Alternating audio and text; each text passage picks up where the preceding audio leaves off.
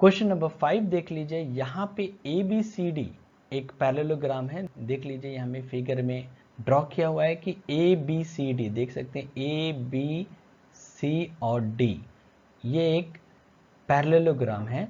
Diagonal BD के ऊपर 2 point है P and Q।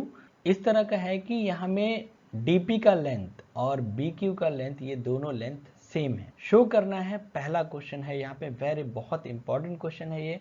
Triangle APD, यहाँ पे देख सकते हैं ट्राइंगल APD ये है।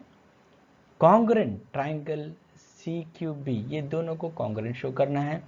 सेकंड में है इसी का कॉरेस्पॉन्डिंग साइड यानी AP इक्वल टू CQ, ये इक्वल शो करना है। ये तो CPCT से हो जाएगा क्योंकि ये कॉरेस्पॉन्डिंग साइड्स है इन दोनों कॉन्ग्रेंट ट्राइंगल्स का। नेक्स्ट हमें शो करना है ये दो ट्राइंगल कॉन्ग्रेंट, यानी ट्राइंगल AQB देख सकते हैं, ये ट्राइंगल AQB है वो, और ट्राइंगल CPD, ये दोनों ट्राइंगल कॉन्ग्रेंट हैं, ये हमें शो करना है। उसके बाद इन दोनों ट्राइंगल का कॉरेस्पॉन्डिंग साइड्स ये भी इक्वल होता है बाय CPCT, ये हमें शो करना पड़ेगा। तो ये दो साइड हमें इक्वल शो करना होगा। उसके बाद 5th नंबर हम देख सकते हैं, यहाँ में एक क्वाड्रिलेटरल है APCQ। देखिए यहाँ फिगर में APCQ, ये क्वाड्रिलेटरल एक पैरेललोग्राम है, ये हमें शो करना है। तो पहला हम शो करने जा रहे हैं triangle APD congruent triangle CQB।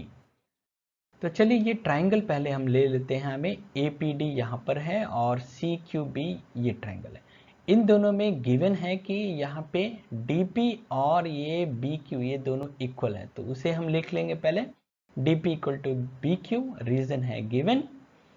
उसके बाद यहाँ पे ये दोनों एंगल इक्वल हो जाएंगे क्योंकि यहाँ पे आप देख सकते हैं ये Z फॉर्म हो रहा है क्योंकि AD और BC ये दोनों पैरेलल है, तो यहाँ पे ये दो एंगल जो होंगे वो अल्टरनेट इंटीरियर एंगल होंगे और वे इक्वल होंगे। तो हम यही लिखेंगे, ये दोनों इक्वल हो जाते हैं बाय अल्टरनेट इंटीरियर एंगल्स में। उसके बाद थर्ड हम देख सकते हैं यहाँ पे BC और AD ये दोनों भी इक्वल होंगे क्योंकि ये दोनों एक पैरेललोग्राम के अपोजिट साइड्स हैं। तो यहाँ पे हमने लिख लिया है, यानी इस तरह हमने तीन चीज हमने शो कर दिया है, यानी एक साइड ये हो गया, एक ये साइड और एक एंगल, यानी दो साइड और उनके बीच का एंगल हमने शो कर दिया है इन दो ट्राइंगल्स में कि इक्वल है। तो ये दो ट्राइंगल्स कॉन्ग्रुएंट हो जाएंगे बाय SAS कॉन्ग्रुएंस रूल।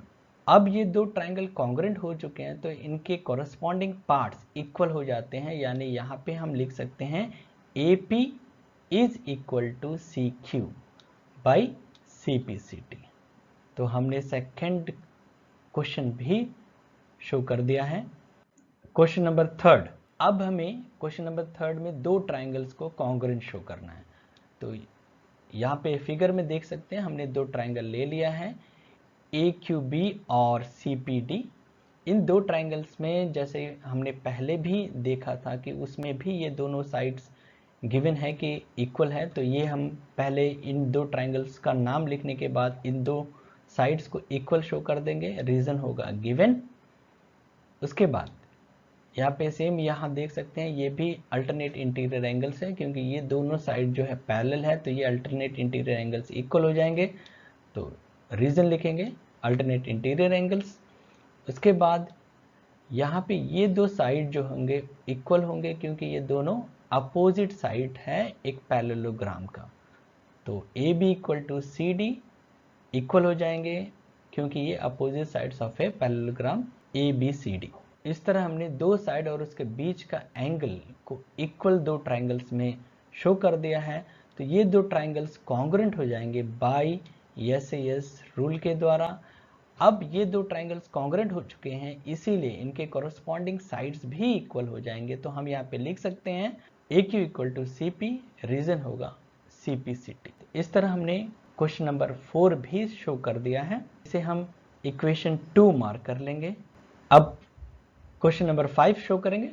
यहाँ पे जैसे कि गिवन है इस क्वाड्रिलेटरल APCQ में पहले हमने शो किया था AP इक्वल टू CQ, उसके बाद हमने शो किया था AQ इक्वल टू CP। तो यानी इस क्वाड्रिलेटरल में हम शो कर चुके हैं दोनों पेयर ऑफ अपोजिट साइड जो है इक्वल है, यानी एक पेयर तो यहाँ हो गए, ये दोनों इक्वल हैं, और दूसरा पेयर यहाँ में देख सकते हैं ये है, और इधर ये पेयर भी इक्वल है। किसी भी क्वाड्रिलेटरल में दो pair of opposite sides equal हो जाते हैं तो वो क्वाड्रिलेटरल हो जाता है एक पैरेललोग्राम। तो यहाँ पे APCQ एक पैरेललोग्राम हो जाएगा।